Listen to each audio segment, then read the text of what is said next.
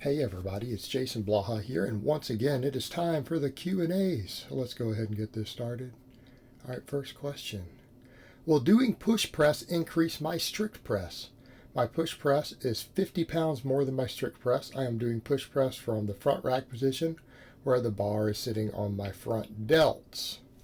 You know, this is the kind of thing that people will ask and they think in their head, hey, this must work, right? Because I'm using a heavier weight, pushing a heavier weight through this position, and therefore this lift must carry over to this other. And it's a bit more nuanced of an answer than that, isn't it? I'm going to say there's a very good chance that it's not going to increase it at all. And why do I say that? Well, you're already 50 pounds stronger on your push press. And when you're doing your push press, if your strict press wasn't climbing very quickly when you test it, then you probably wouldn't be asking this already. You would already have the solution and your strict press would be going up. Now, when we say that max effort lifts carry over, what does that mean? Well, that means that close enough variations for a 1 rep max still train us to max out on another lift. In other words, if you were to do a strict press with 3 different bars to a 1 rep max, it will still give you practice maxing out pressing a weight over your head. Now, we could argue that benching and overhead pressing might have some degree of carryover back and forth also. Why? Because what is a max? On a max, we learn how to strain. We learn how to strain.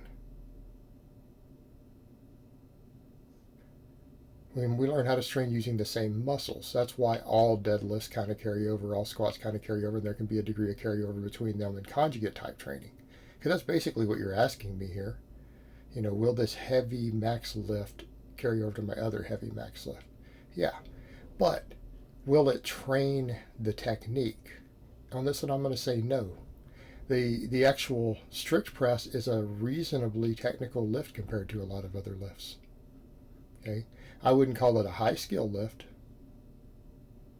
but the strict press has more technique involved than, say, a deadlift. The push press is also a fairly technical lift.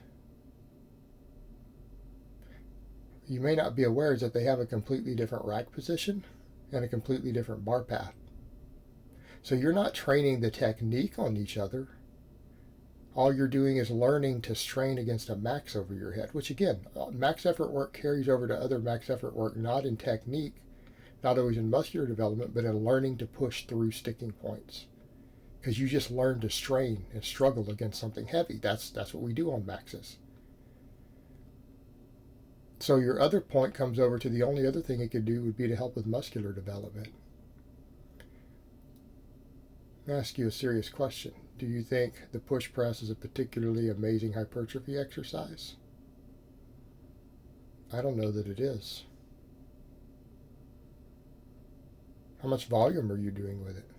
Could we argue the eccentric overloading? Maybe you get eccentric overloading on the triceps and stuff on the way back down. Okay, in that case, maybe. If you are doing enough push presses to hypertrophy, significantly hypertrophy, your delts, upper chest, triceps, traps, it will improve your strict press. But it's only going to improve it through hypertrophy purposes. I want you to understand the technique is so dramatically different on these two. You don't even put your wrists in the same position. The way you rack the bar is completely different on these two lifts.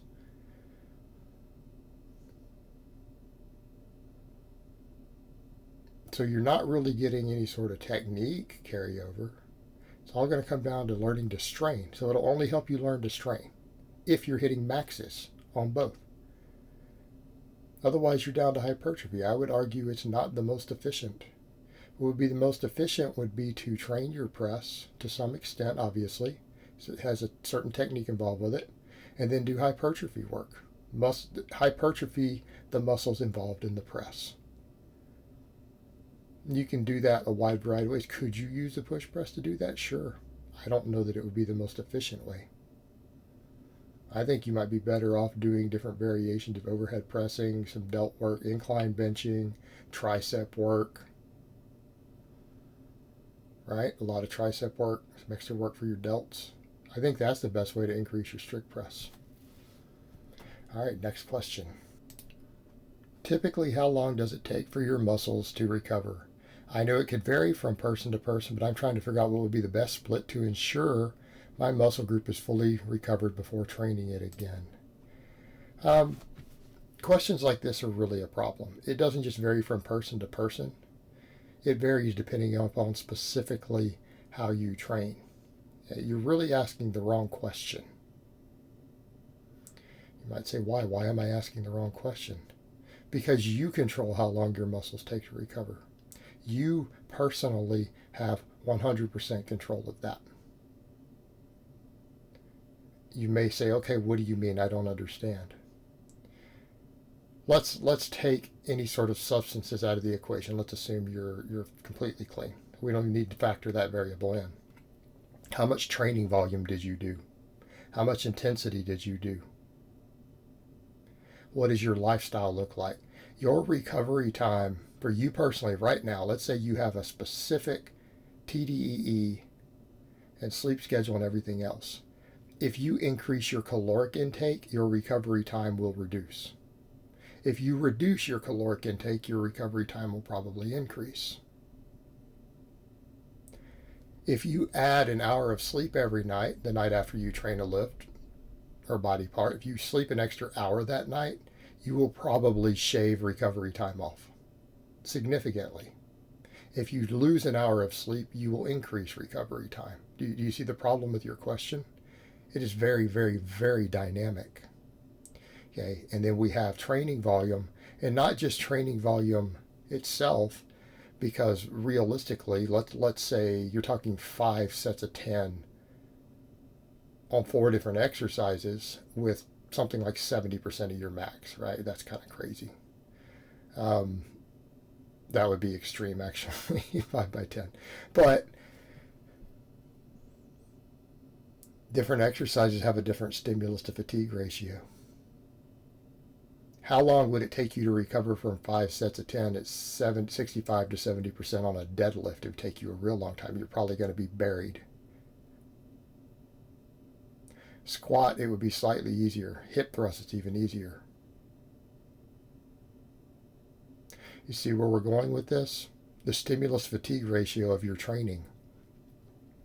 In other words, we don't want to do something like say how long to take a muscle to recover. We need to say, okay, what is my ideal training frequency? And most athletes, unless you're going to be on something very specific and special, like in my case, I do a 7-day-a-week training. I build my lifestyle around that. I don't build my training around the lifestyle. I've decided that's what I want to do. I build my entire lifestyle around the training. For most people, and by most people, I'm going to say most top athletes, this is the way I train all of my clients who don't use a full body program. They're advanced enough to not use a full body. All of them, 100% of them. I do a 4-day-a-week upper lower. That means you're going to train each muscle every 3 to 4 days. They're going to be hit twice a week. Instead of asking how long does it take to recover, you need to be saying what training loads do I need to stimulate that's going to be at least my minimum to make everything grow, at least my minimum volume and stimulus to grow, but that will be recovered in less than 3 days. That's the question you need to be asking. And that's very individual. That's why even as a coach, I have to custom tailor every single program to one of these athletes based upon their recovery, their minimum effective volume, their maximum recoverable volume for them as a person at that time. And I have to fine tune that to each lifter. You're going to have to learn your own recovery and do that for yourself. It doesn't work on the case of, well, since my muscles are going to recover at X number of days after I train them, I will split my training up this way. You determine when they recover. Okay, if you get to pick by your training loads and watching your body, watching for the amount of DOMs you get, watching for fatigue, watching for how long it takes performance to return, you get to decide whether it takes 1, 2, 3, or 4 days for that muscle to recover. It's based upon specifically what you are doing. And it's completely dynamic. So usually, again, let's come over to the point. What I recommend is following an appropriate time-proven split and then training with your volume and the fatigue that you generate to fit that window. What I am going to tell you, though, if it takes longer than 2 days for a muscle to recover, you're in trouble. Okay? If you're training in such a way that it takes muscles more than 2 days to recover, you will probably need anabolics to make any sort of gains.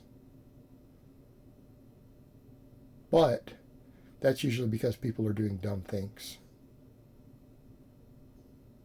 All right, guys, but that's really all I have to say on that today. I hope it's been informative, and I will talk to you guys next time in part 2.